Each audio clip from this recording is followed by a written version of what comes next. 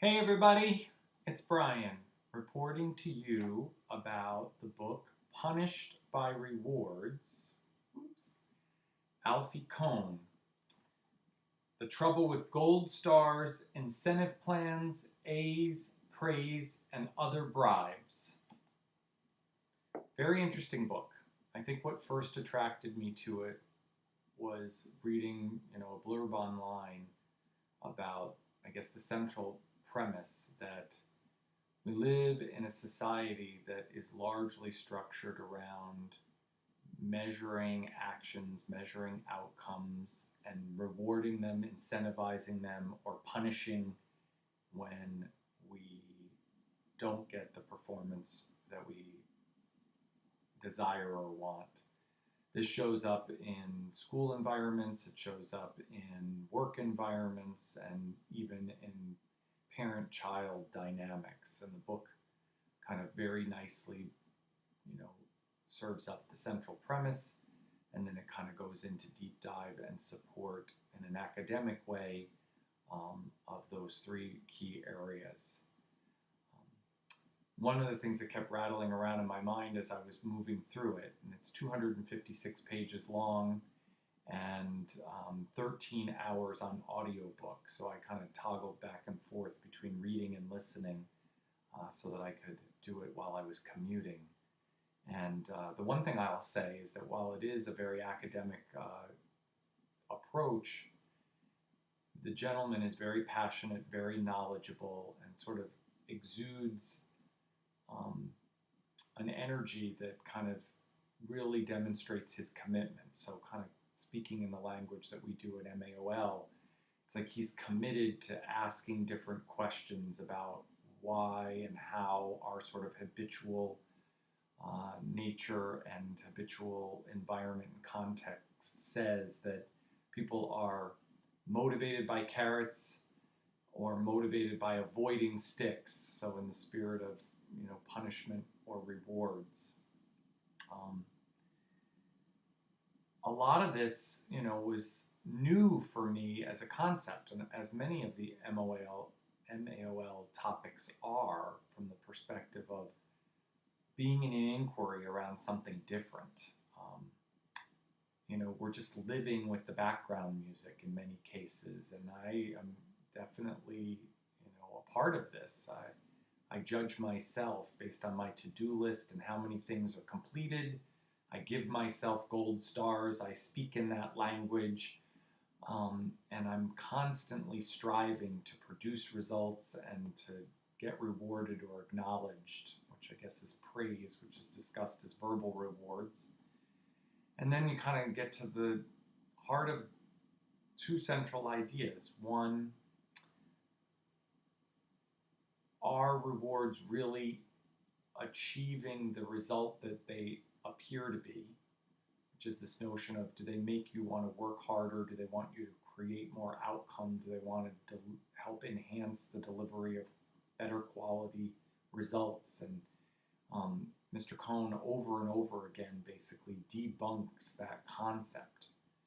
And like I said, this book was written back 24 years ago, and while there is a huge body of evidence, I think it also is a testament to how systematically, we've talked about systems thinking, we're so wired into how the design works today that even with evidence that would suggest that it's not necessarily working as it's expected to, in fact, he even supports the notion that it's counterproductive in many cases, the notion of providing incentive or the notion of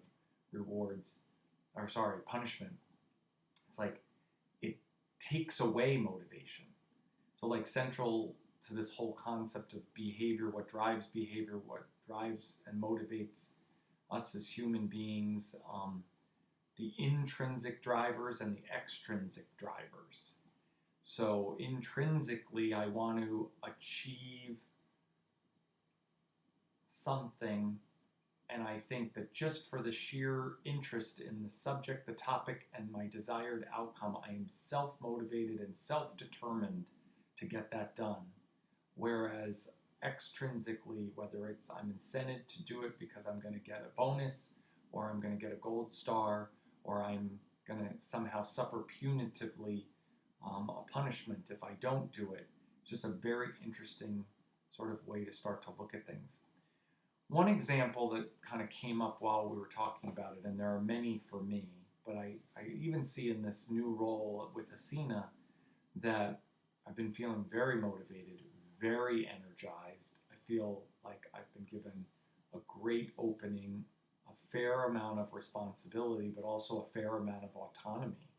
And that's discussed also from the perspective of if you enable and empower and provide others with the ability to kind of, excuse me, imagine how it could be achieved versus dictating or micromanaging how it could be achieved, it gives the person a lot of leeway to be self-motivated and to be driving towards,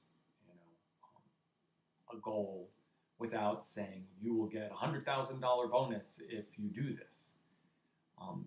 The counterproductive argument is made in terms of when people are incented, does it actually diminish their interest in being committed to something?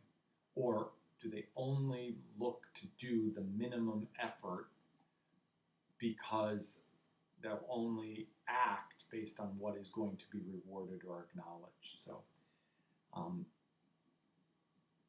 it's a lot to think about.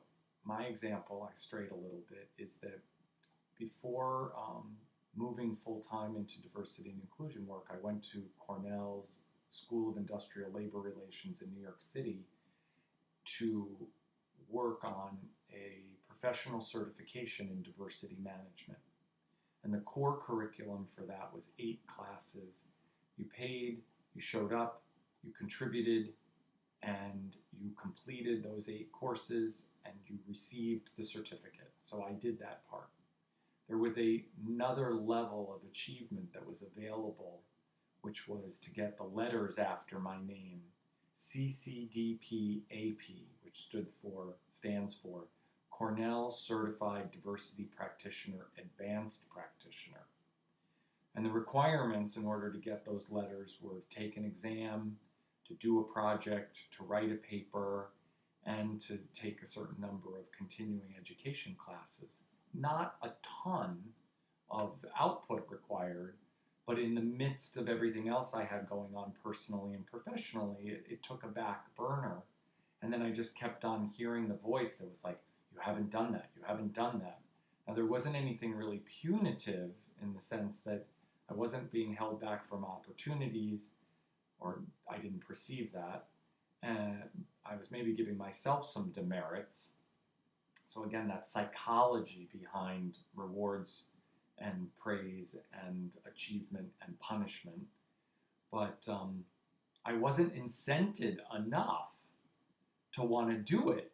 And in fact, the more pressure I put on myself, actually, the less I wanted to do it. And there's a whole concept that's discussed in the book about some human nature around wanting to only really sign on for things that we can be successful for. And if there's a measuring stick in the sense of a reward, we might not even attempt a bold move if we are fearing failure. So again, it's this background psychology around what is the actual impact.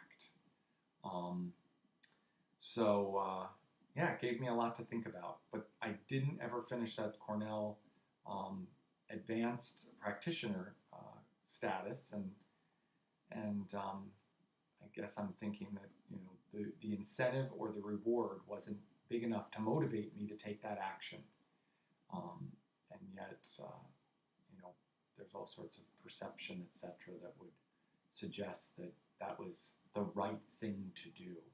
And yet I'm doing the work every day. I'm showing up for the work every day. I'm advancing my career, if that's a measuring stick. And I'm more passionate and more engaged in the work for the sake of the work. And that kind of reminds me too, about, again, our notion of commitment and what are we up to. and something that, Mel has said, because one of the things that the author talks about here is this notion of people want to know what the alternative is. And so he kind of mentions the idea that people think that there's like a single solution that would suddenly replace this huge infrastructure and system around rewards, recognition, praise, and punishment. But he was basically saying there isn't a single answer, so that's why it's not an easy answer. And we're always looking for that sort of quick fix, magic wand solution. And then he also talks about the idea of, like, are we really talking about what the real goal is? So is the goal to replace rewards, recognition, and praise? Or is the goal the longer game around how do we empower people to bring their best effort, to feel successful, to take barriers out of their way, and to achieve great results because of that inner engine and desire to do so versus some external motivation tactic. So I leave that with you for today. I apologize that this is late. I was juggling a lot this week. I'm really looking forward to being in your company and sharing more ideas and stories and updates, and to listening to all of your presentations over the next few days. And I will see you on Friday. Take care. Thanks.